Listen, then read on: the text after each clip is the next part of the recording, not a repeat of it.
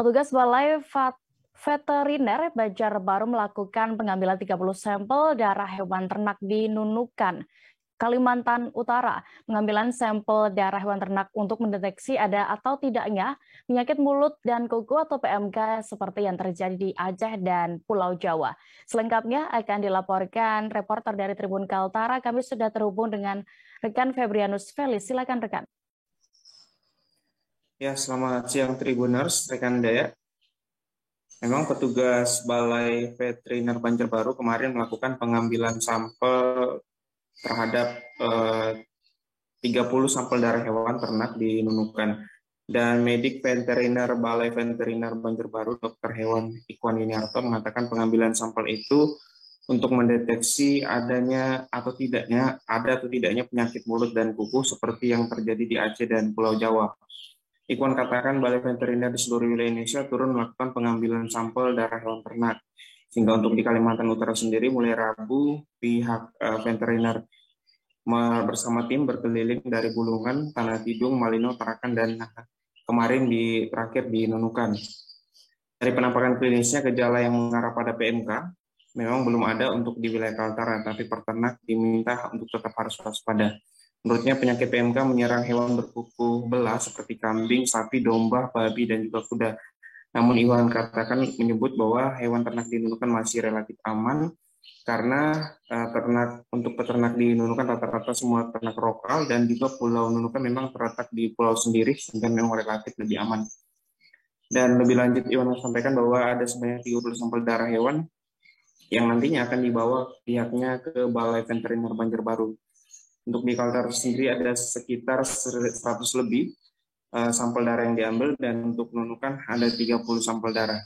Dan untuk hasilnya bahkan diketahui minggu depan. Untuk ciri-ciri fisik hewan yang terjangkit PMK, di antara kuku, kaki mengalami luka lepuh, lalu sekitar mulut dan juga lidah, ada luka seperti sariawan dan muncul gejala air liur berlebih. Tidak hanya itu, perubahan perilaku lainnya pada hewan ternak yang diduga mengarah kepada PMK, seperti nafsu makan kurang dan terletak lemah. Untuk diketahui bahwa daging hewan ternak yang terjangkit penyakit mulut dan kuku itu aman dikonsumsi.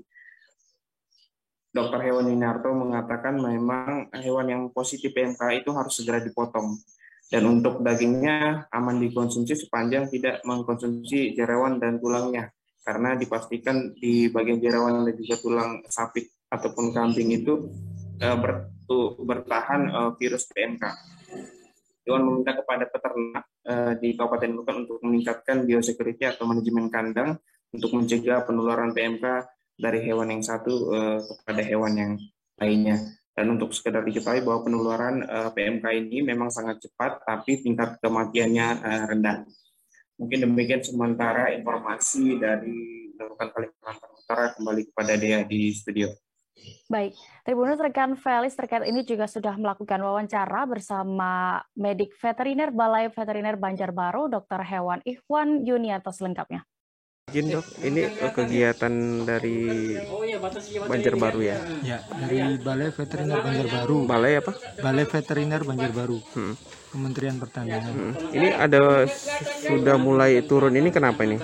Jadi ketika ada awal informasi bahwa ada kejadian suspek penyakit mulut dan kuku di Aceh dan Jawa Timur, jadi Kepala Balai langsung menurunkan tim untuk segera melakukan survei awal, monitoring dini tentang penyakit mulut dan kuku. Jadi secara klinis, secara gejala di wilayah kami di Kalimantan itu dimonitoring. Apakah ada yang terindikasi suspek PMK? Jadi kebetulan saya dan tim ini ditugaskan untuk di Kalimantan Utara. Jadi mulai hari Rabu kita sudah keliling mulai dari Bulungan sampai hari ini terakhir di Nunukan. Nah, untuk saat ini dari penampakan klinisnya, jadi gejala-gejala yang mengarah ke PMK belum ada untuk di wilayah Kalimantan Utara. Terima kasih sudah nonton. Jangan lupa like, subscribe, dan share ya.